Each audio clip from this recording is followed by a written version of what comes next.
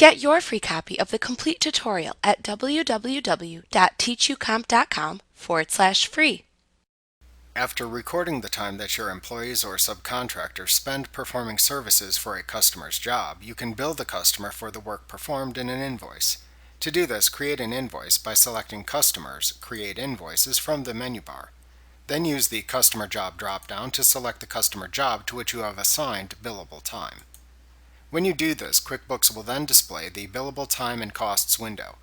To bill the time, click the Select the Outstanding Billable Time and Costs to add to this invoice option button, and then click the OK button to continue and open the Choose Billable Time and Costs window. Even if you choose not to bill the time and costs at this moment, you can later click the Add Time/Costs button that appears within the main tab of the ribbon at the top of the invoice to open the same Choose Billable Time and Costs window. In the Choose Billable Time and Costs window, click the Time tab to display the billable hours recorded for the selected customer job. Select the hours to bill to the customer by clicking the leftmost column next to each line item to mark it with a check mark.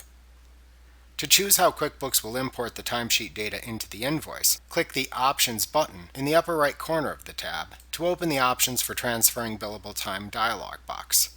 Select the desired option button to indicate how you want the time data to be imported. Then click the OK button to set your preference and return to the Time tab. You can check the Print Selected Time and Costs as one invoice item checkbox to add all of the selected billable time and costs to the invoice as a single item if needed. After you have checked the billable hours, click the OK button to add them to the invoice.